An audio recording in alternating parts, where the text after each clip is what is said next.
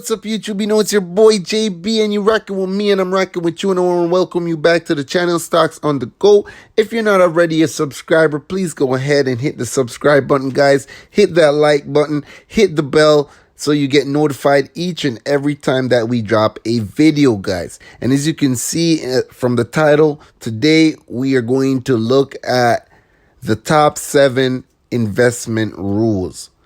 Guys, if you want to be the best at this, you have to learn from the best or one of the best. So if you want to ride a bike, you can't go and talk to someone who's never ride a bike before. You have to go to someone who's a professional or someone who knows exactly what they're doing. And today we're going to take some advice from the all great man himself, Warren Buffett.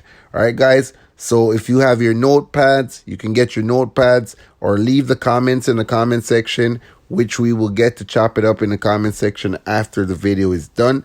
But I just want to bring some reassurance to my new investors and seasoned investors. All right, guys, it's time to stop trading and start investing. All right, build out your generational wealth. Let's go, guys. The answer is that investors behave in very human ways, which is they get very excited during bull markets, and they look in the rearview mirror and they say, I made money last year, I'm going to make more money this year, so this time I'll borrow, or the neighbor says, I wasn't in last year when that neighbor who was dumber than I made a lot of money, so I'm going to go in this year. So they're always looking in the rearview mirror. And when they look in the rearview mirror and they see a lot of money having been made in the last few years, they plow in and they just push and push and push on prices. And when they look in the rearview mirror and they see no money having been made, they just say this is a lousy place to be. So they don't care what's going on in the underlying business. And it's astounding, but that makes for huge opportunity. The biggest mistakes we've made by far, I've made, not we've made, biggest mistakes I've made by far are mistakes of omission and not commission. I mean, it's the things I knew enough to do, they were within my circle of competence, and I was sucking my thumb. And that is really, those are the ones that hurt. They don't show up anyplace. I probably cost Berkshire at least $5 billion, for example, by sucking my thumb 20 years ago or close to it when Fannie Mae was having some troubles, and we could have bought the whole company for practically nothing. And I don't worry about that if it's Microsoft, because I don't know it. Microsoft isn't in my circle of competence. And so I don't have any reason to think I'm entitled to make money out of Microsoft or out of cocoa beans or whatever. But I did know enough to understand Fannie Mae, and I blew it. And that never shows up under conventional accounting. But I know the cost of it. I passed it up. And those are the big, big mistakes. And I've had plenty of them. And unless I tell you about them in the annual report, and I resist the temptation sometimes, unless I tell you about them in the annual report, you're not going to know it because it doesn't show up under conventional accounting. But omission is way bigger than commission. There's big opportunities in life have to be seized. We don't do very many things, but when we get the chance to do something that's right and big, we've got to do it. And even to do it in a small scale is just as big a mistake almost as not doing it at all. I mean, you've really got to grab them when they come. And, we look for 3 things when we hire people. We look for intelligence, we look for initiative or energy, and we look for integrity. And if they don't have the latter, the first 2 will kill you. Because if you're going to get somebody without integrity, you want them lazy and dumb. I mean, you don't want them smart and energetic. So to buy things on a quantitative basis, look around for things that are cheap. And that I was taught that, we'll say in 1949 or 50, it made a big impression on me. So I went around looking for what I call used cigar butts of stocks. And the cigar butt approach to buying stocks is that you walk down the street and you're looking around for cigar butts, and you find this on the street, this terrible looking, soggy, ugly looking cigar, 1 puff left in it. But you pick it up and you get your 1 puff. Disgusting, you throw it away, but it's free. I mean, it's cheap. And then you look around for another soggy, 1 puff cigarette. Well, that's what I did for years. It's a mistake. Although you can make money doing it, but you can't make it with big money. It's so much easier just to buy wonderful businesses. So now I would rather buy a wonderful business at a fair price than a fair business at a wonderful price.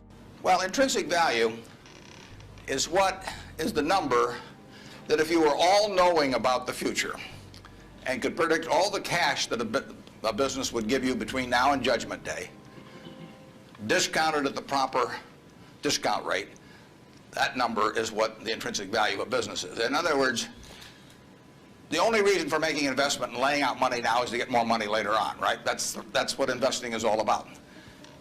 Now, when you look at a stock, when you look at a bond, assuming it's the United States government bond, it's very easy to tell how much you're going to get back. It says it right on the bond. It says when you get the interest payments, it says when you get the principal. So it's very easy to figure out the value of a bond. It can change tomorrow if interest rates change, but the cash flows are printed on the bond. The cash flows aren't printed on a stock certificate. That's the job of the analyst, is to print out, change that stock certificate, which represents an interest in the business, and change that into a bond and say, this is what I think it's going to pay out in the future. When we buy, some new machine for Shaw to make carpet, that's what we're thinking about, obviously, and you all learn that in business school. But it's the same thing for a big business. If you buy Coca-Cola today, the company is selling for about $110 to $15 billion in the market. The question is, if you had 110 or 15 billion, you wouldn't be listening to me, but I'd be listening to you incidentally. But the question is, would you lay it out today to get what the Coca-Cola company is going to deliver to you over the next 200 or 300 years? The discount rate doesn't make much difference after as you get further out. And that is a question of how much cash they're going to give you. It isn't a question of, it isn't a question of how many analysts are going to recommend it or what the volume in the stock is or what the chart looks like or anything. It's a question of how much cash it's going to give you. That's the only reason. It's true if you're buying a farm. It's true if you're buying an apartment house. Any financial asset. Oil in the ground, you're laying out cash now to get more cash back later on. And the question is how much are you going to get, when are you going to get it, and how sure are you? And when I calculate intrinsic value of a business, when we buy businesses, and whether we're buying all of a business or a little piece of a business, I always think we're buying the whole business because that's my approach to it. I look at it and say, what will come out of this business and when? And what you really like, of course, is them to be able to use the money they earn and earn higher returns on it as you go along. I mean, Berkshire has never distributed anything to its shareholders, but its ability to distribute goes up as the value of the businesses we own increases.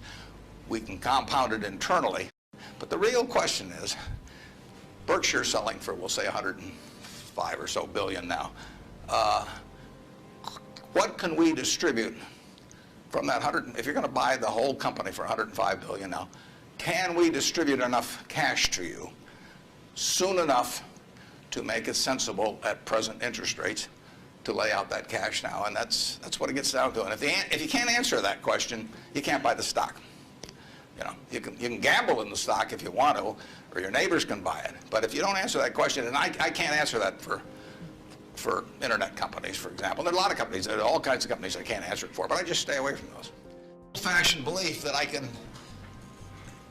only should expect to make money in things that I understand. And when I say understand, I don't mean understand, what the product does or anything like that.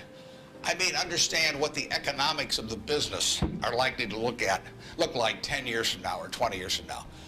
I know, in general, what the economics of, say, Wrigley chewing gum will look like 10 years from now. The internet isn't going to change the way people chew gum. It isn't going to change which gum they chew. If you own the chewing gum market in a big way, and you've got Double Mint and Spearmint and Juicy Fruit, those brands will be there 10 years from now. So I can't pinpoint exactly what the numbers are going to look like on Wrigley, but I'm not going to be way off if I try to look forward on something like that. Evaluating that company is within what I call my circle of competence. I understand what they do, I understand the economics of it, I understand the competitive aspects of the business. In terms of our wholly owned businesses, we're not going to sell no matter how much anybody offers us for them. I mean, if somebody offers us 3 times what something is worth at See's Candy, the Buffalo News, Borsheim's, whatever it may be, we're not going to sell it. I may be wrong in having that approach. I know I'm not wrong if I owned 100% of Berkshire because that's the way I want to live my life. I've got all the money I could possibly need.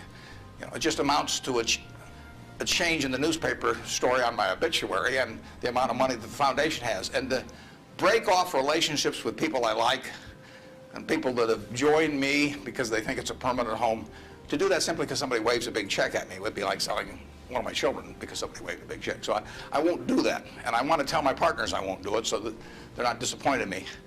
More and more, with certain stocks, we've got that approach. Now, if we were chronically short of funds and had all kinds of opportunities coming, we might have a somewhat different approach. But our inclination is not to sell things unless we get really discouraged perhaps with the management, or we think the economic characteristics of the business change in a big way. I mean, and that happens. So, but we're not going to sell simply because it looks too high. Okay, there you have it, guys. So that was the 7 most important rules of investing, whether you are a beginner investor or a seasoned investor, guys. These are important rules, and this is coming from Warren Buffett himself. All right, someone who has made billions of dollars doing this.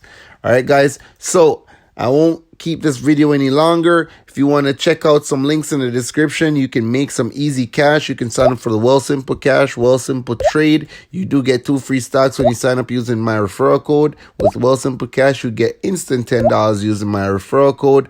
There's also crypto.com link in the description where you sign up, you get $25 US once you stake for the Ruby Red Card. Likewise, it's all about helping out back the channel, guys, and I really do appreciate it. If you do have any questions, go ahead and leave your comments in the comment section and we can chop it up, guys. You know, that's what we do. All right, keep investing. Stay safe.